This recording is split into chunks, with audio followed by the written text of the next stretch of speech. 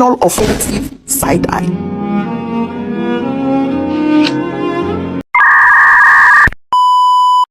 A few moments later. Assalamualaikum warahmatullahi wabarakatuh.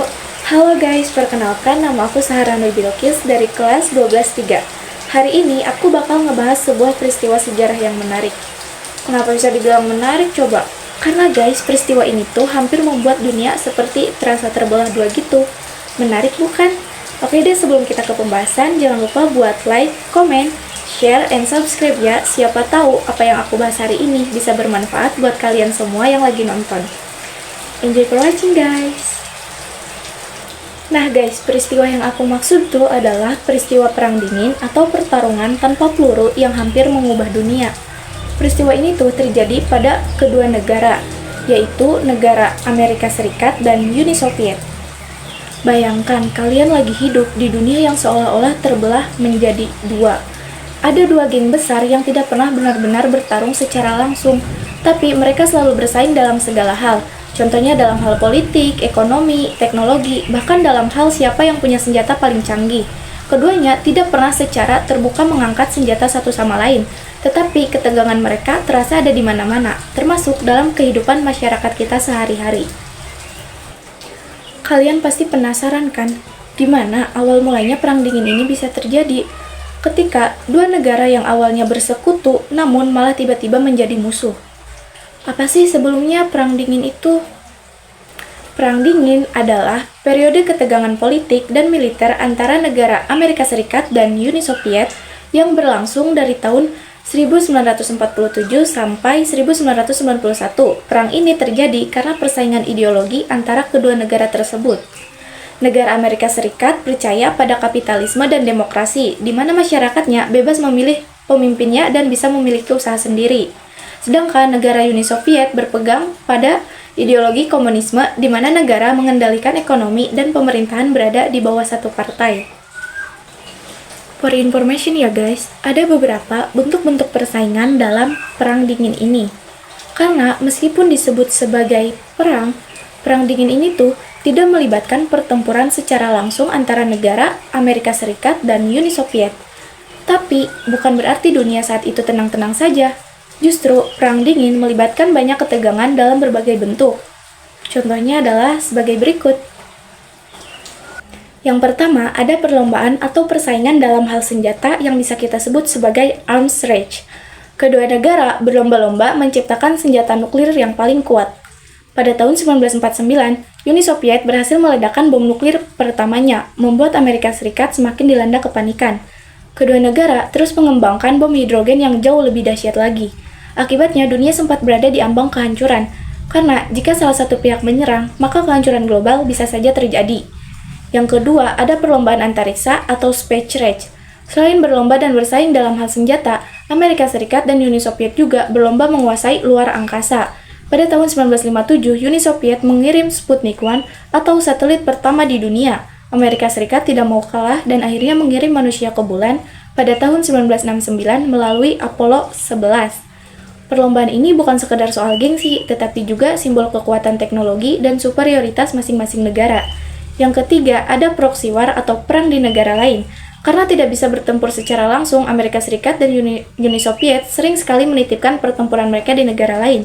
Ini disebut sebagai proxy war, di mana mereka mendukung pihak yang pro-demokrasi atau pro-komunis dalam berbagai konflik di berbagai negara. Beberapa contohnya yaitu seperti Perang Korea pada tahun 1950 sampai 1953. Korea terbagi menjadi dua, Korea Selatan didukung Amerika Serikat dan Korea Utara didukung Uni Soviet. Contoh yang kedua, Perang Vietnam pada tahun 1955 sampai 1975. Amerika Serikat mendukung Vietnam Selatan sementara Uni Soviet mendukung Vietnam Utara. Akhirnya Vietnam Utara menang dan negara itu menjadi komunis.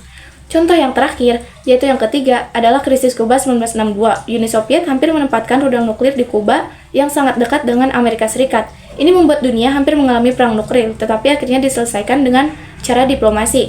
Dan yang keempat, perlombaan persaingan yang terakhir adalah perang propaganda dan infiltrasi budaya.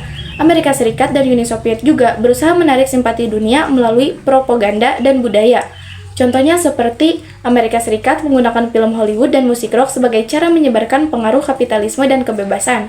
Uni Soviet menggunakan media dan seni untuk menyebarkan ideologi komunis.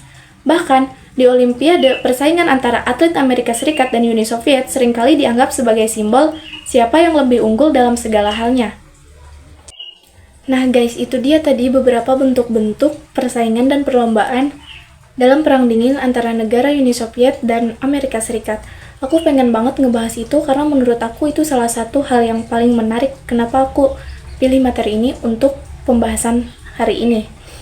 Selain itu, kita juga jadi tahu kalau misalkan dalam Perang Dingin itu banyak sekali bentuk-bentuk persaingan dan perlombaan dari kedua negara tersebut. Nah guys, pasti kalian juga penasaran kan sama akhir dari peristiwa bersejarah ini? Karena ternyata akhir dari Perang Dingin ini yaitu dengan runtuhnya negara Uni Soviet. Setelah lebih dari 4 dekade ketegangan, Perang Dingin mulai mereda pada tahun 1980-an. Ada beberapa faktor utama yang menyebabkan Uni Soviet melemah, yaitu faktor yang pertama karena krisis ekonomi. Uni Soviet mengalami kesulitan ekonomi karena terlalu banyak menghabiskan uang untuk militer dan perang di negara Afghanistan. Yang kedua, gerakan reformasi Mikhail Gorbachev, pemimpin Uni Soviet memperkenalkan dua kebijakan baru. Yang pertama adalah glasnost yang artinya keterbukaan, dapat kita artikan sebagai memberi kebebasan pers dan berpendapat. Yang kedua, perestroika yang artinya restrukturisasi, dapat kita artikan sebagai reformasi ekonomi untuk menyelamatkan negara Uni Soviet.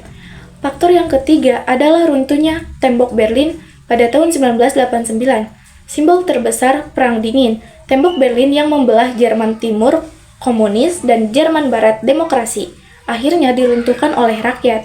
Ini menandai berakhirnya dominasi Uni Soviet di Eropa Timur. Dan faktor yang terakhir atau yang keempat adalah Uni Soviet bubar pada tahun 1991. Akhirnya Uni Soviet resmi bubar pada 25 Desember 1991, menandai berakhirnya Perang Dingin ini di antara kedua negara tersebut. Guys, meskipun Perang Dingin ini tidak ada pertempuran secara langsung antara negara Amerika Serikat dan Uni Soviet, Perang Dingin ini tetap memiliki dampak yang sangat besar bagi dunia. Dari hasil aku meresearch tentang peristiwa ini, ada beberapa dampak dari peristiwa Perang Dingin, yaitu 1. Berdampak pada politik. Selama Perang Dingin berlangsung, dunia seperti terbagi menjadi dua blok besar, yaitu blok barat yang dipimpin oleh Amerika Serikat dan negara-negara lainnya seperti Inggris, Prancis, Jepang, dan lain-lain. Sedangkan pada blok timur dipimpin oleh Uni Soviet dengan sekutunya yaitu negara Jerman Timur, Polandia, dan lain-lain. Namun, tidak semua negara ingin terlibat dalam konflik ini. Maka, pada tahun 1961, lahirlah gerakan non-blok atau GNB yang dipimpin oleh Indonesia dengan pemimpinnya Soekarno dengan beranggotakan Yugoslavia, India, Mesir, dan Ghana. GNB berusaha menjaga netralitas dan tidak memihak salah satu blok. Yang kedua, berdampak pada ekonomi, kapitalisme versus komunisme. Perang Dingin memperlihatkan dua sistem ekonomi yang bertolak belakang. Yang pertama, kapitalisme atau negara Amerika Serikat dan Barat mempunyai pasar bebas, membuat inovasi, dan persaingan bisnis yang menghasilkan perusahaan-perusahaan besar seperti Apple dan Microsoft. Yang kedua, komunisme atau negara Uni Soviet dan sekutunya. Ekonomi mereka dikontrol oleh pemerintah dengan industri besar dikelola oleh negara.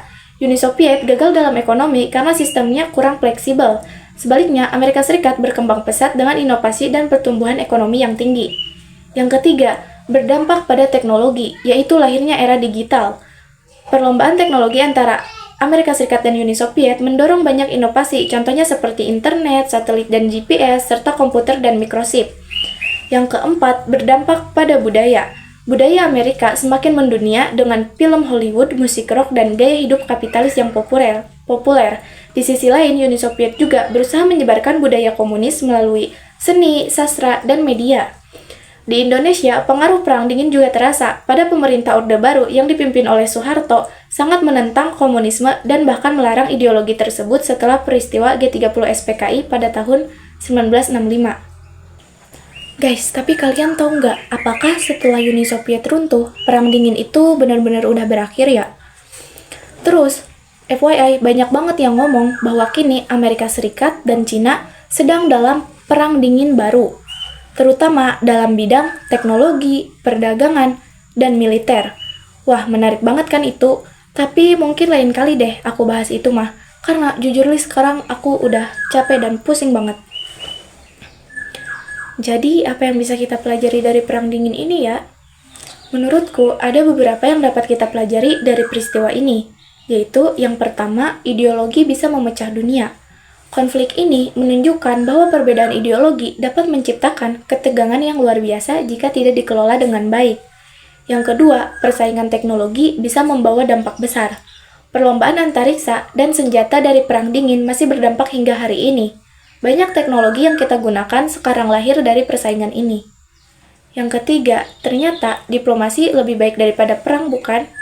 Pada akhirnya, Perang Dingin berakhir bukan karena perang, tetapi karena diplomasi dan kesadaran bahwa dunia lebih baik tanpa ada konflik yang berkepanjangan.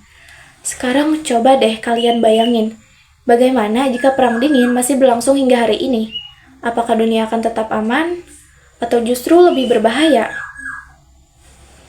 Itulah guys pembahasan kita hari ini. Semoga kalian bisa memahami bagaimana Perang Dingin tidak hanya mempengaruhi sejarah, tetapi juga kehidupan kita pada saat ini. Terima kasih sudah mendengarkan dan aku mohon maaf apabila ada kesalahan kata saat aku memaparkan hasil materi ini. Dan jangan bosan untuk belajar sejarah ya guys, karena sejarah selalu punya cara untuk mengajarkan kita sesuatu.